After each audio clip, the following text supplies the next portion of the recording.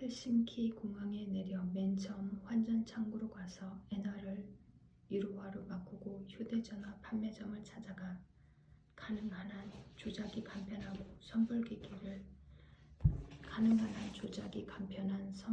선불기계를 구입했다.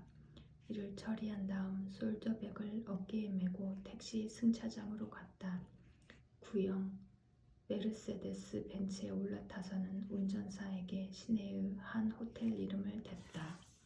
공항을 나서 고속도로로 들어가 창밖을 스치는 깊고 짙은 녹색 숲이나 핀란드어로 적힌 광고 간판을 바라보았지만 첫 해외여행인데도 별로 외국에 왔다는 실감이 나지 않았다.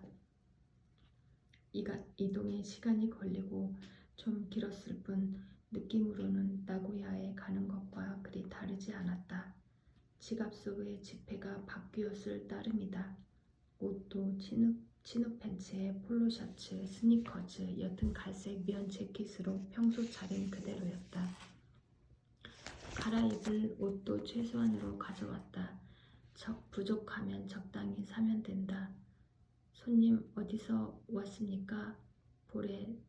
볼에서 턱에 걸쳐 수염이 빡빡이 들어찬 중년 운전사가 미러 너머로 그의 얼굴을 보며 영어로 물었다. 일본에서.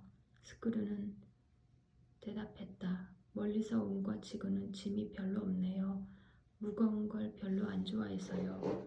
운전사는 웃었다. 누구든 무거운 짐은 싫어하죠. 그렇지만 어쩌다 보면 무거운 짐을 가득 끌어안게 됩니다. 그게 인생이니까. 세라비. 그리고 다시 즐겁게 웃었다. 스크루도 덩달아 빙긋 웃었다. 선생, 무슨 일을 해요? 운전사가 물었다. 철도역을 만들어요. 엔지니어? 그래요. 핀란드까지 철도역을 만들러 온 건가요?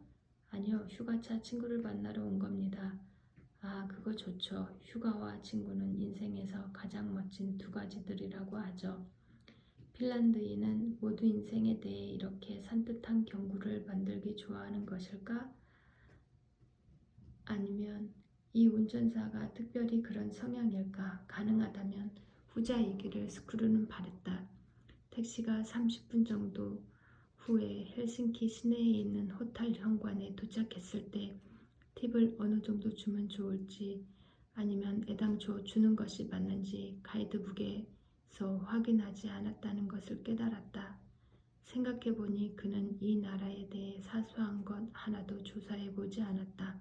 그래서 미터기에 나온 요금에다 10%가량을 얹어 지불했다. 운전사가 기쁜 표정으로 빈 영수증을 주는 것으로 보아 아마도 정답인 것 같았다. 설령 정답이 아니라 하더라도 상대를 불쾌하게 만들지 않은 것만은 분명했다. 사라가 예약해준 호텔은 시내 중심지에 있는 고풍스러운 분위기의 호텔이었다. 잘생긴 금발 보이의 안내를 받아 역시 고전적인 분위기의 엘리베이터를 타고 덜컹거리며 4층 방으로 올라갔다. 오래된 가구의 커다란 침대, 색바랜 벽지에는 솔잎 같은 분양이 그려져 있었다.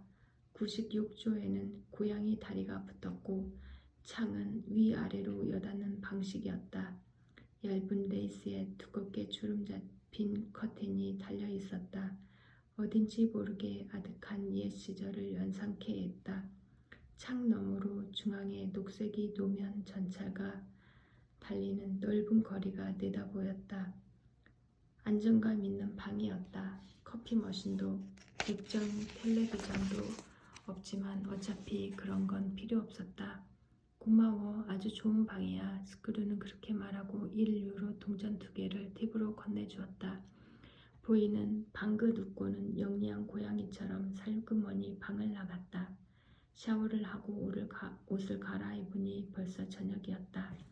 그러나 창밖은 대낮처럼 밝았다. 하늘에는 하얀 반달이 둥실 떠올랐다. 오래 쓴 쏙돌 같았다. 누군가 그걸 하늘로 집어 던졌고 어떤 이유로 그냥 하늘에 턱 걸려버린 것이다. 로비로 내려와 안내 데스크에 가서 빨간머리 여자에게서 무료 시내 지도를 받았다. 사라가 다니는 여행의 현지 사무실 주소를 말하고 볼펜으로 지도에 표시해달라고 했다. 사무실은 호텔에서 3블록 떨어진 곳에 있었다. 안내 여성이 가르쳐주는 대로 시내버스와 지하철과 노면 전차에서 공통으로 사용할 수 있는 티켓을 샀다. 노선도를 받고 타는 방법도 배웠다. 아마도 40대 후반일 듯한 엷은 녹색 눈동자의 안내 데스크 여성은 매우 친절했다. 연상의 여자와 이야기를 나눌 때 스크루는 항상 편안하고 자연스러운 기분을 느꼈다. 그런 건 세계 어디를 가나 마찬가지인 것 같았다. 로비 구석 조용한 장소로 가서 공항에서 산 휴대전화로 구로가 사는 시내의 아파트로 전화를 걸었다. 녹음이 흘러나왔다. 굵직한 남자 목소리가 핀란드어로 20초 정도 메시지를 읊었다. 마지막으로 신호음이 울리는데 아무래도 메시지를 남기라는 뜻인 듯했다. 스크루는 아무 말 없이 그냥 전화를 끊었다. 조금 틈을 두고 다시 걸어보았지만 똑같은 목소리가 들릴 따름이었다. 메시지 목소리는 아마도 구로의 남편일 것이다. 물론 내용은 모르겠지만 목소리는 어딘지 모르게 명쾌하고 진취적인 느낌을 주었다. 부족함 없이 여유롭게 살아가는 건강한 남자의 목소리. 스크루는 전화를 끊고 호주머니에 넣었다. 그리고 한번 깊은 숨을 들이쉬었다. 어쩐지 좋지 않은 예감이 들었다. 브로는 지금 아파트에 없는지도 모른다. 그녀에게는 남편과 어린 2 자식이 있다. 벌써 7월이다. 사라가 말했듯이 여름 휴가를 받아 가족 모두 마요르카 섬으로 피서를 갔는지도 모른다. 시각은 6시 30분. 사라가 가르쳐준 여행사 사무실은 벌써 문을 닫았을 것이다. 그러나 시도해볼 가치는 있다. 호주머니에서 다시 휴대전화를 꺼내 사무실 번호를 눌렀다. 예상과는 달리 사무실에는 아직 사람이 있었다. 여자 목소리가 핀란드어로 무슨 말을 했다. 울가씨 계신가요? 스크루는 영어로 물었다. 내가 울가인데요. 여자는 정확하게 깨끗하게 영어를 구사했다. 스크루는 이름을 댔다. 사라가 소개해 주었다고 하면서 아, 타자키씨 사라한테 들어서 알아요. 그는 사정을 설명했다. 친구를 만나러 왔는데 그녀 집 전화에 녹음 메시지가 나오지만 핀란드어라서 알아들을 수 없다고. 타자키씨 지금 호텔이세요? 그렇다고 타자키는 말했다. 지금 막 사무실 문을 닫을 참이에요. 30분 후에 호텔 로비로 갈게요. 로비에서 만날 수 있을까요? 울가는 몸매를 드러내는 청바지에 흰색 긴팔 티셔츠 차림의 금발 여자였다. 아마도 20대 후반일 것이다. 키는 170cm 언저리로 탐스러운 얼굴에 혈색이 좋았다. 유복한 농가에서 태어나 성격 좋고 시끄러운 거위들과 함께 자란 듯한 인상이었다. 머리카락은 뒤로 묶고 검은 에나멜 숄더백을 어깨에 걸쳤다. 우편 배달부처럼 반듯한 자세를 한 채 큼직한 보폭으로 호텔 현관에 들어섰다. 2 사람은 악수를 나누고 로비 한가운데 놓인 커다란 소파에 나란히 앉았다. 사라는 지금까지 몇 번이나 헬싱키를 방문했고 그때마다 올가와 같이 일을 했다. 그녀는 사라에게 비즈니스 파트너로서만이 아니라 개인적으로도 호감을 느낀 것 같았다. 한동안 만나지 못했는데 사라는 잘했죠? 그녀가 물었다. 건강하게 잘 지낸다고. 일이 바쁜지 늘 여기저기로 날아다닌다고. 다니지만 건강하게 잘 지낸다고. 일이 늘 바쁜지 늘 여기저기로 날아다니지만 하고 스크루는 대답했다. 개인적으로 친한 친구라고 전화로 소개했어요. 스크루는 미소 지었다. 개인적으로 친한 친구. 머릿속에서 그 말을 되뇌어 보았다. 내가 할 수 있는 일이라면 기꺼이 도울게요. 뭐든 말만 하세요. 울가는 상냥하게 그의 눈을 들여다보며 말했다. 고마워요. 이 사람이 사라의 연인으로 어울리는 존재인지를 가늠받는 듯한 느낌을 받았다. 어떻게든 합격점을 받으면 좋을 텐데 하고 스크루는 생각했다. 녹음 메시지를 한번 들어볼게요. 울가는 말했다. 스크루는 휴대전화를 꺼내 구로의 아파트 전화번호를 눌렀다. 그러는 동안 올가는 가방에서 메모지와 가느다란 금색 볼펜을 꺼내 무릎 위에 놓았다. 신호가 가는 걸 확인하고 스크루는 전화기를 올가에게 건네주었다. 올가는 진지한 표정으로 메시지에 귀를 기울이다 필요한 정보를 재빨리 메모했다. 그리고 전화를 끊었다. 그냥 보기에도 센스 있고 유능한 여성이라는 느낌이 들었다. 사라와 이야기가 잘 통할 것 같았다. 메시지 목소리는 그분 남편이에요. 가족은 지난주 금요일 헬싱키 아파트를 떠나 여름 별장으로 옮겨갔어요. 8월 중순까지 돌아오지 않는데요. 여름 별장 전화번호를 남겨두었네요. 먼 곳입니까? 그녀는 고개를 저었다. 장소까지는 모르겠어요. 메시지에 남긴 내용으로 알 수 있는 건 핀란드 국내라는 것과 전화번호뿐이에요. 전화를 걸어서 장소를 알아낼 수 있을 것 같은데요. 그렇게 해주시면 정말 고맙겠지만 한 가지 부탁이 있습니다. 전화해서 내 이름을 말하지 말아줬으면 좋겠어요. 가능하면 예고 없이 찾아가고 싶어서요. 올가의 눈동자가 반짝하고 호기심으로 빛났다. 스크루는 설명했다. 고등학교 시절에 아주 친했던 친구인데 벌써 오래 만나지 못했습니다. 내가 여기까지 만나러 온 줄은 상상도 못할 겁니다. 무작정 그 친구 집을 찾아가서 깜짝 놀라게 해주고 싶어요. 서프라이즈? 그녀는 무릎 위에서 천장을 향해 두 손 바닥을 벌렸다. 정말 재미있을 것 같네요. 그 친구도 좋아해주면 좋겠지만요. 올가가 말했다. 혹시 연인 사이였나요? 스크루는 고개를 저었다. 아니, 그런 건 아닙니다. 우리는 같은 친구 그룹에 들어있었지요. 그것뿐입니다. 그렇지만 우린 정말 친했습니다. 그녀는 가볍게 고개를 기울였다. 고등학교 시절의 친구는 정말 소중한 존재예요. 나도 고등학교 친구가 하나 있거든요. 지금도 자주 만나 이야기도 하곤 해요. 스크루는 고개를 끄덕였다. 그리고 그 친구는 핀란드 남자와 결혼해서 여기로 온 거군요. 그래서 오랫동안 만나지 못했고 그런 거죠. 벌써 16년이나 흘렀어요. 올가는 검지 끝으로 관자놀이를 몇 번 문질렀다. 알았습니다. 당신 이름을 대지 않고 어떻게든 장소를 알아보죠. 좋은 방법을 생각해 볼게요. 그분 이름을 가르쳐 주시겠어요? 스크루는 메모지에 구로이 이름을 적었다. 그 고등학교는 일본의 어디쯤에 있는 건가요? 나고야 하고 스크루는 대답했다.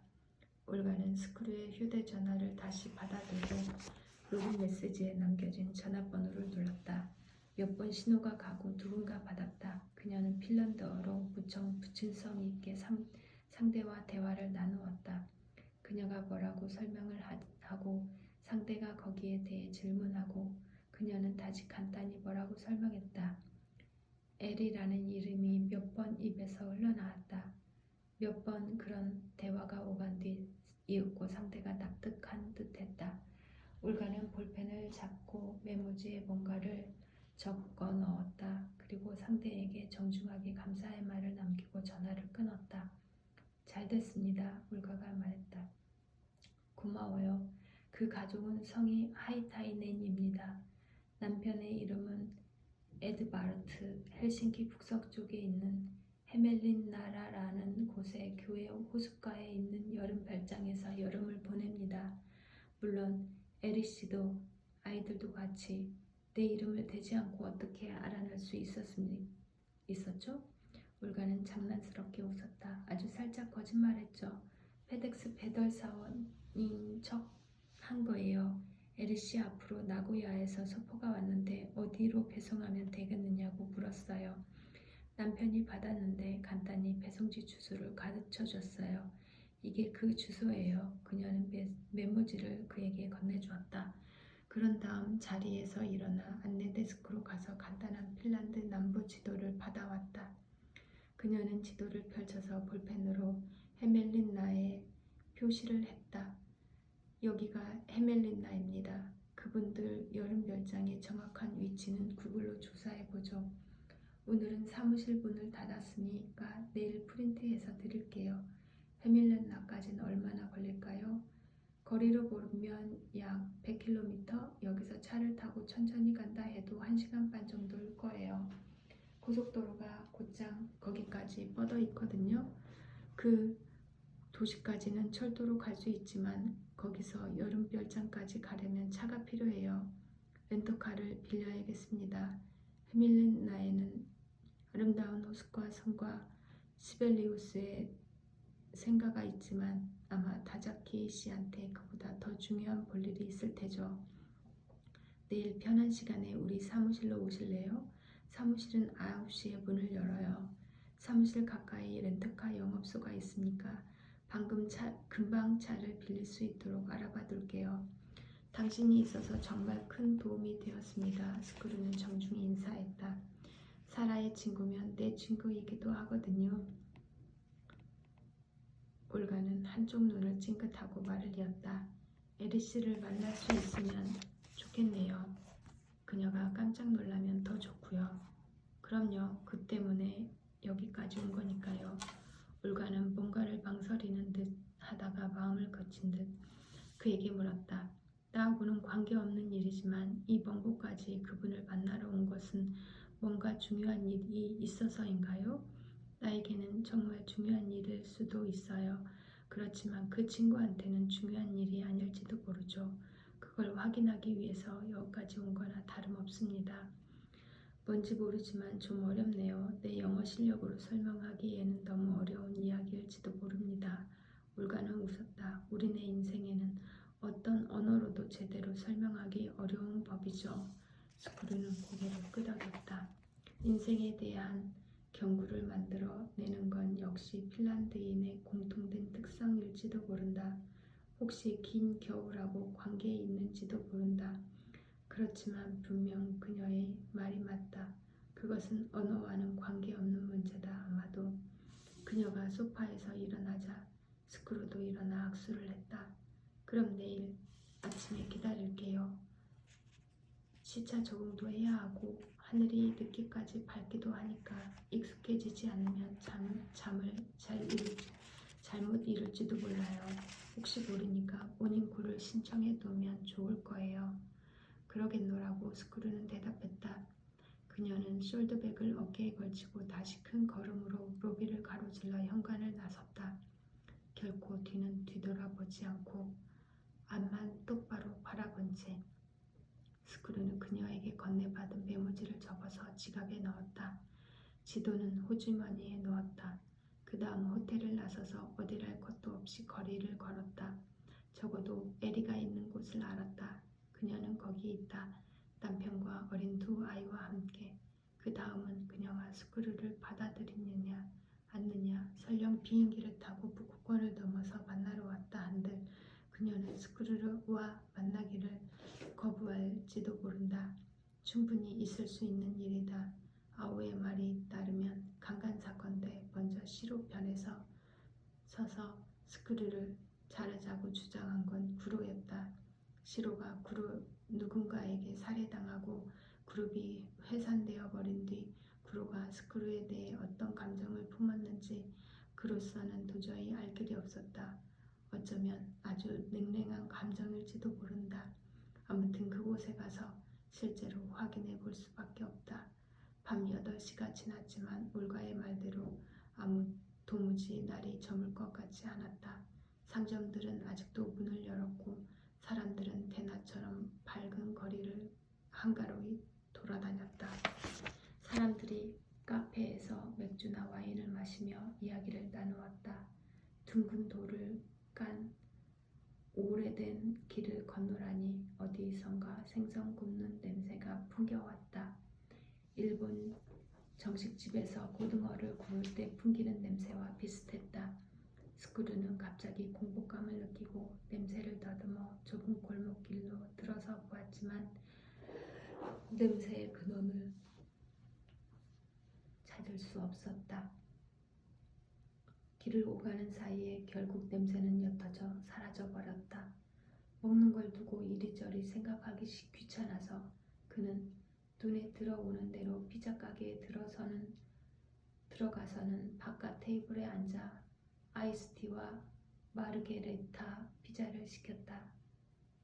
사라의 웃음소리가 귓가에 들려올 것 같았다. 비행기를 타고 일부러 핀란드까지 가서 마르게리타 피자 먹고 돌아온 거네 하고 그녀는 웃어할 것이다. 그러나 피자는 생각보다 훨씬 맛있었다. 진짜 숯가마에서 구운 듯 얇고 바삭바삭한 것이 향기로우면서 그을린 흔적도 보였다. 그 소박한 피자 가게는 가족이나 젊은 커플로 거의 만석이었다. 학생들도 보였다. 다들 맥주잔이나 와인글라스를 들었다. 많은 사람들이 마음껏 담배를 피웠다. 아무리 둘러보아도 혼자서 아이스티를 마시며 말없이 피자를 먹는 사람은 스크루 하나 정도였다. 사람들은 소리로 떠들썩하게 이야기를 나누었지만 들려오는 말은 모두 핀란드어였다.